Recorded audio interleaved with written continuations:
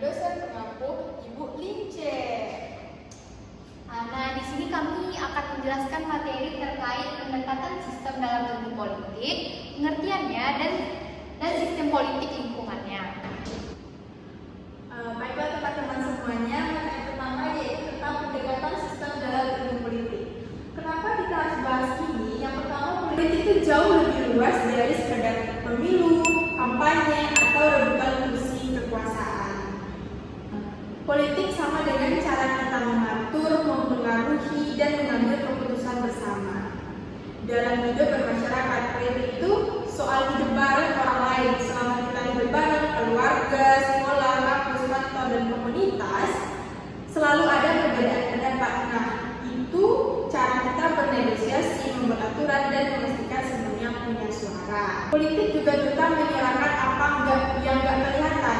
Kalau kamu peduli soal keadilan, lingkungan, kesetaraan gender, hak buruh, pendidikan, atau isu sosial lainnya, kamu udah terlibat dalam politik. Bahkan dengan ngekos, ikut diskusi, kamu udah berpolitik karena kamu berupaya mempengaruhi kebijakan dan perubahan sosial.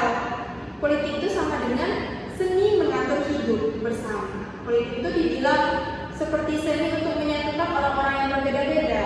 Jadi satu tujuan bersama, kadang lewat kompromi, kadang lewat berpanas, kadang lewat solidaritas, tapi ujung-ujungnya supaya hidup bareng ini jadi perjalanan adil dan manusiawi. Jadi politik itu bukan cuma tentang apa yang menang pemilu, tapi tentang bagaimana kita menjalankan hidup bareng dan memperjuangkan apa yang kita anggap penting. Kalau politik itu cara kita mengatur hidup bareng, maka pasti ada sistem yang jadi mesinnya. Yang pertama, sistem politik itu sama dengan kerangka besar pengambilan keputusan. Sistem politik itu semacam game rules yang mengatur siapa yang boleh bikin keputusan, gimana cara keputusan dibuat, dan siapa yang harus patuh, gimana kalau ada yang melanggar. Contohnya dengan negara demokrasi, rakyat itu punya suara lewat pemilu, DPR bikin undang-undang, dan presiden menjalankannya. Selanjutnya ada otoriter, negara otoriter, yaitu kekuasaan itu cuma dipegang segelintir orang, rakyat tidak bisa dilibatkan. Ada faktor-faktor yang lain di dalamnya, yaitu pemerintah, pejabat eksekutif, yudikatif, legislatif, rakyat, ada warga negara, komunitas, dan LSM, media. Selanjutnya ada partai politik, penguasa, dan kelompok. Selanjutnya, pendekatan sistem bantu kita paham siapa yang melakukan apa, kenapa, dan bagaimana hasilnya sampai ke masyarakat. Pendekatan itu bantu kita ngerti siapa yang melakukan apa, kenapa, dan bagaimana hasilnya sampai ke masyarakat. Gampangnya kayak kita melakukan politik, tapi sebagai mesin besar yang punya input, proses output, dan feedback. Jadi, pendekatan sistem itu adalah pendekatan dalam ilmu politik, adalah cara memahami politik sebagai suatu kesatuan yang saling terhubung seperti mesin yang menerima masukan, memprosesnya, dan menghasilkan keluaran. Pendekatan ini diperkenalkan oleh David Preston, seorang ilmuwan politik yang terkemuka.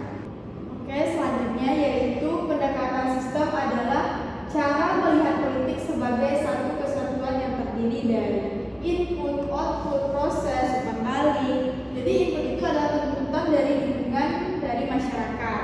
Selanjutnya output itu kebijakan atau keputusan yang dihasilkan, sedangkan proses sebagaimana pemerintah merespon input tersebut. Dan umpan balik itu reaksi masyarakat terhadap output tersebut. Saya akan menjelaskan yaitu contoh nyata dari sistem politik ini. Yang pertama contoh nyatanya itu kan adanya input. Nah, ini contohnya seperti demo kemarin. Adanya demo dari masyarakat dan mahasiswa tentang keputusan PR. Prosesnya itu tuntutan itu diolah oleh sistem politik melalui agregasi kepentingan, pembahasan di DPR, negosiasi, dan proses pengambilan keputusan. Dan setelah itu adanya output. Output ini pemerintah itu merespon dengan memberitahukan untuk mengevaluasi kembali dituntut oleh masyarakat dan mahasiswa tersebut. Nah, lalu feedbacknya nih, masyarakat ini nilai responnya ada yang positif, positif, dan ada juga yang mengkritik pemerintahan. Selanjutnya yaitu lingkungan sistem politik. Lingkungan sistem politik ini adalah segala sesuatu di luar sistem politik itu sendiri yang mempengaruhi atau dipengaruhi oleh proses politik. Sistem politik ini tidak bekerja dalam ruangan hampa. Ia berinteraksi dengan berbagai faktor sosial, ekonomi, budaya, dan internasional. Untuk pembagiannya yaitu ada lingkungan internal, yaitu maksudnya adalah elemen-elemen yang berada di dalam sistem politik itu sendiri.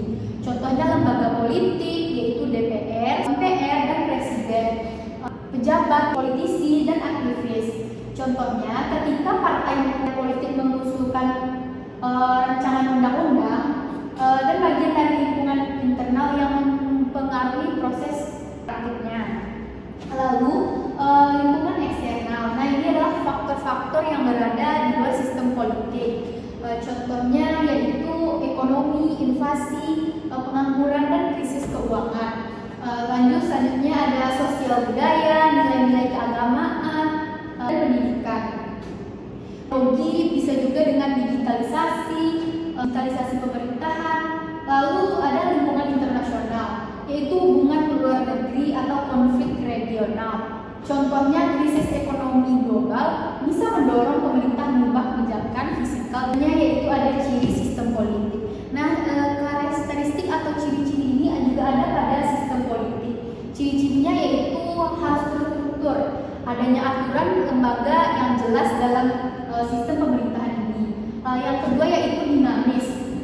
Dia bisa berubah sesuai perkembangan zaman dan menyesuaikan dengan kondisi masyarakat. Jadi dia bisa beradaptasi dengan lingkungannya. Selanjutnya yaitu responsif. Nah, dia menerima masukan dan memberikan hasil. Selanjutnya yaitu stabil, menjaga ketertiban dan keadilan sosial. Jadi sistem politik yang sehat mampu menyesuaikan diri dengan perubahan zaman dan kebutuhan rakyat. Jadi, kesimpulan dari materi kami adalah pendekatan sistem dalam ilmu politik itu bukan cuma teori rumit, tapi kita memahami bagaimana suara rakyat itu bisa jadi kebijakan nyata. Sistem politik itu dinamis, ada input, proses, output, dan feedback. Nah, lingkungan sosial, ekonomi, bahkan internasional ikut mempengaruhi berlangsungnya sistem ini. Kalau kita paham cara kerja sistem ini, kita bisa menjadi orang yang kritis, kreatif, dan berkarya. Itu saja materi yang dapat kami sampaikan pada hari ini. Jika ada kesalahan, kami mohon maaf. Kami akhiri dengan wassalamualaikum warahmatullahi wabarakatuh.